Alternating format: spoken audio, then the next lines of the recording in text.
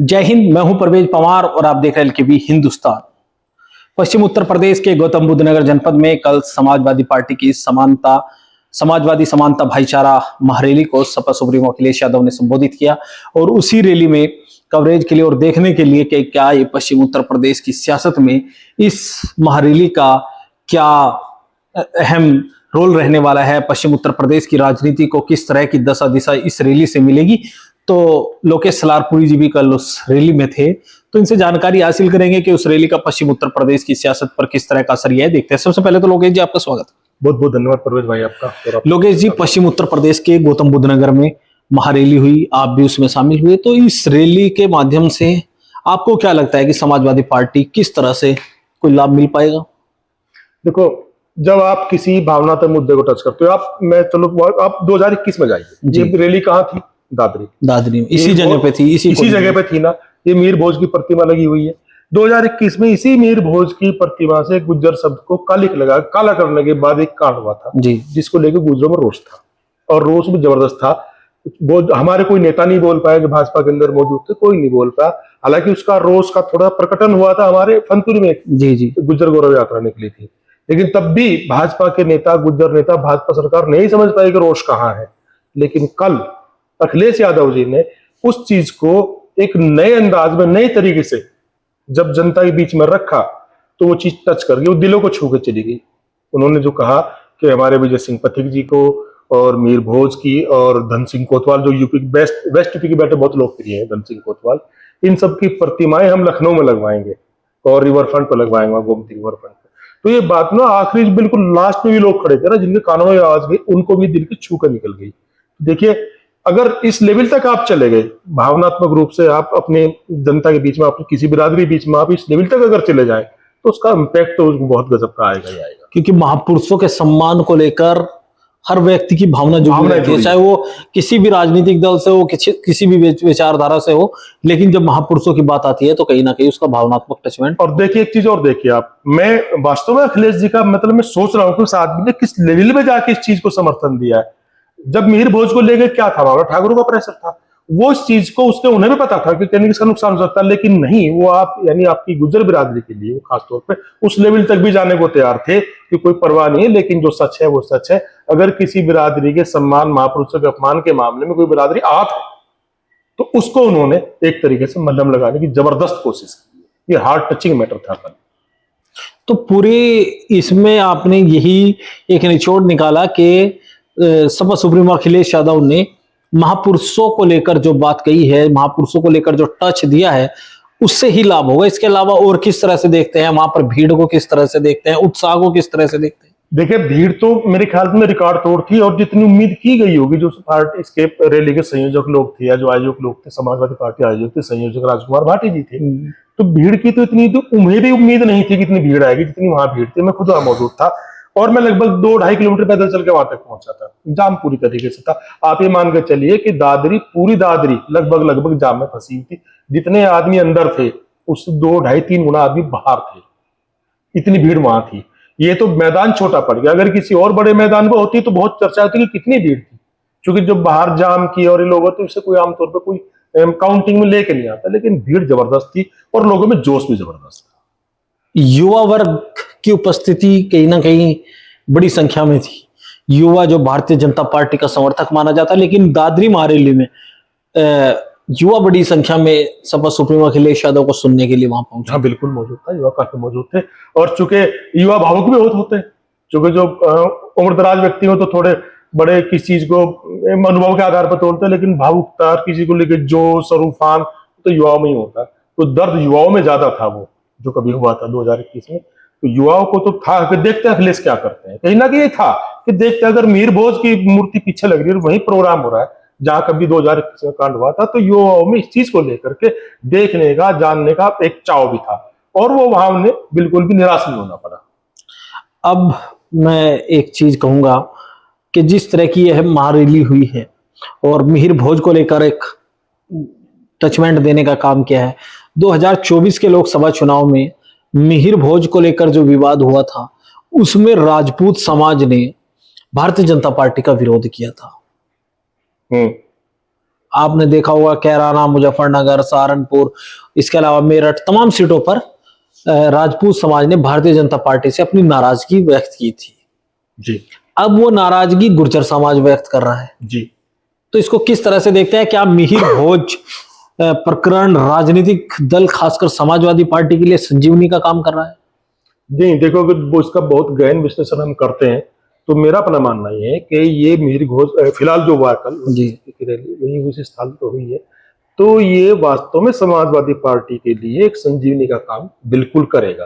क्योंकि एक बड़ा, देखिए वेस्ट यूपी में जाट और गुज्जर बड़ी संख्या में दोनों बिरादरी है, बड़ी डोमिनेटिंग बिरादरी है। तो जाटों का तो है उधर सारा सिस्टम भाजपा के साथ फिलहाल सबको पता है, गुज्जर का भी अधिसंख्य है, खासतौर पर हिंदू गुज्जर वो भाजपा के साथ ही था। लेकिन मुझे लगता है शायद कल जो रैली उसके बाद में जबरदस्त और गुणात्मक परिवर्तन आएगा। तो सपा के लिए ये तो बहुत बेहतर स्थिति में शायद गुजरों के लिए खासतौर पर तो जाने वाला। पश्चिम उत्तर प्रदेश में किस तरह का राजनीतिक लाभ, जिस तरह से समाजवादी पार्टी को पश्चिम उत्तर प्रदेश में, जैसे आपने कहा कि जाट वोटर बड़ी संख्या में है, जाट वोटर भारतीय जनता पार्टी के साथ है क्योंकि राष्ट्रीय लोकदल का गठबंधन है। हालांकि कल ही जाट समाज में भी एक बड़ा घटनाक्रम घटा है, उसको लेकर अलग से वीडियो में चर्चा करेंगे क्योंकि वो भी एक बड़ा मुद्दा है। संजीव बालियान जी का जो मामला है उसको लेकर भी चर्चा करेंगे। लेकिन जिस तरह से ये पूरा प्रकरण महारेली के बाद पश्चिम उत्तर प्रदेश में सहारनपुर, शामली, मुजफ्फरनगर, मेरठ और आपका गौतम बुद्ध नगर, गाजियाबाद, ये गुर्जर बाहुल्य हैं। बागपत सदर सीट को भी ये माना जाता है कि गुर्जर वहां पर निर्णायक है। तो आपको क्या लगता है कि इस बेल्ट में गुर्जर कुछ राजनीतिक रूप से फैसला ले सकता है? इसमें भी समय लगेगा? नहीं, समय नहीं लगेगा क्योंकि बहुत चीजें भी है, मतलब खाली किसी जब हम किसी पॉलिटिकल एनालिसिस पे जाते हैं परवेज भाई, तो बहुत सारी चीजें और भी फैक्टर आते हैं। तो एक फैक्टर ये होता है कि कोई सरकार कितने दिन से सत्ता में है और उसके प्रति लोगों में नाराजगी धीरे धीरे बढ़ती जरूर है। कितनी अच्छी सरकार हो, नाराजगी कहीं ना कहीं बढ़ती है, एक वो मुद्दा है। कुछ अंतर्राष्ट्रीय हालात भी हो सकते हैं, कई बार होते हैं भी, लेकिन कुल मिलाकर के यहाँ अब जो मैंने कल वहां जाकर महसूस किया दादरी में, तो ये लग रहा है कि गुर्जर बिरादरी तो करवट ले ही रही है।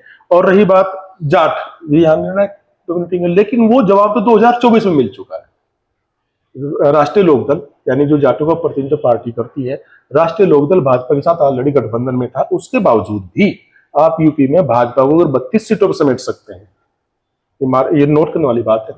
2024 के लोकसभा चुनाव में गठबंधन राष्ट्रीय लोकदल का भाजपा के साथ था, उसके बावजूद कांग्रेस और सपा गठबंधन यूपी में भाजपा को केवल 32 लोकसभा सीट पर लाकर रोक दिया था। और इस बार तो ये लग रहा है कि माहौल भी थोड़ा सा खिलाफ है, उधर ब्राह्मणों में थोड़ी नाराजगी है और इधर गुज्जर के ये जो हुआ है कल, तो सारे समीकरण मुझे लगता है कि सपा के पक्ष से बहुत तेजी से ध्रुवीकृत होते जा रहे हैं। सपा को जबरदस्त लाभ मिलने की मुझे लगता है पूरी संभावना बन सकती है 2027 में कहीं ना कहीं। अच्छा, एक चीज का और जिक्र करना चाहूंगा और एक विश्लेषण भी मैं आपसे चाहूंगा, उस पर आपकी क्या प्रतिक्रिया है। जब एक अखिलेश यादव जी का एक वीडियो सोशल मीडिया पर दिल्ली केंद्रीय कार्यालय का वायरल होता है राजकुमार भाटी जी को लेकर, उससे पहले राजकुमार भाटी सहारनपुर, शामली, मुजफ्फरनगर, मेरठ में अननोन लोगों के लिए, मतलब लोगों के लिए इतना बड़ा चेहरा नहीं थे कि सब लोगों ने जानते हो, जिस तरह से आज उनकी लोकप्रियता बढ़ी है। अब इस महारेली के बाद राजकुमार भाटी का भविष्य किस तरह से देखते हैं? देखो आप सही कह रहे हैं बिल्कुल।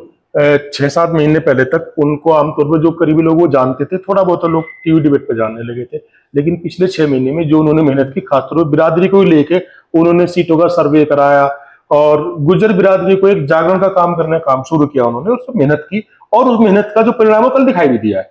ऐसा नहीं है कि उन्होंने मेहनत की। और उसके बाद समाजवादी पार्टी में उनका कद जिस लेवल पर पहुंचा है वो काफी एक तरीके से हर्षित करता है हमारे बिरादरी के लोग, गुज्जर बिरादरी को, हमारा कोई नेता समाजवादी पार्टी में बहुत दिन बाद, एक रामचंद्र दास के शून्य के बाद, जो उनके बाद एक शून्य हुआ था, उसके बाद लगता है कि कोई नेता शून्य को भरने की तरफ अग्रसर है। फिलहाल बढ़ रहा है उस तरफ, टाइम लगेगा वहां तक पहुंचने में, लेकिन लगता है कि राजकुमार भाटी जगह को भर सकते हैं भविष्य में। लेकिन पिछले कुछ रिकॉर्ड्स इस तरह के रहे, गुर्जर समाज के कई नेताओं को समाजवादी पार्टी ने बड़ा सम्मान दिया, लेकिन जब सपा को उनकी जरूरत पड़ी तो भाजपा के साथ। हाँ, इस बात से लेकर कहीं ना कहीं देखिए, मैं इसलिए और अखिलेश की तारीफ करना चाहूंगा कि ऐसे कई सारे हादसे हुए पिछले 1-2-3 साल में हुए हैं कि जिनको बहुत सम्मान दिया अखिलेश यादव ने गुज्जर बिरादरी के नेताओं को, और उन्हें तुरंत ही पलटी मारने में देर भी नहीं लगाई, आहत किया।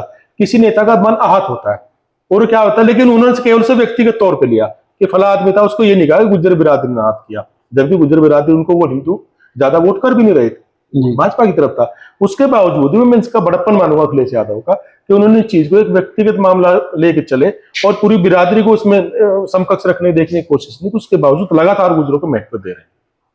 तो आपको लगता है कि अब पश्चिम उत्तर प्रदेश में गुर्जर राजनीति करवट लेगी?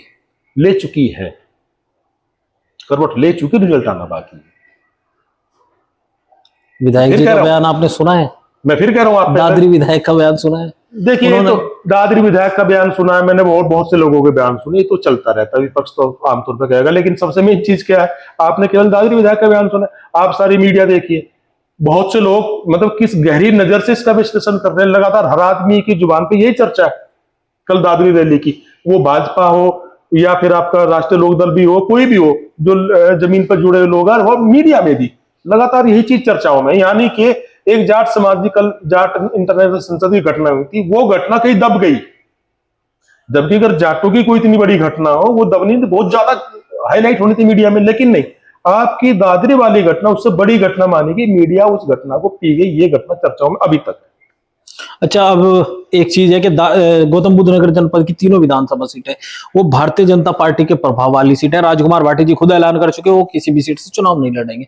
अब क्या गौतम बुद्ध नगर जनपद में शक्ति प्रदर्शन करके पश्चिम उत्तर प्रदेश में संदेश दिया अखिलेश यादव ने?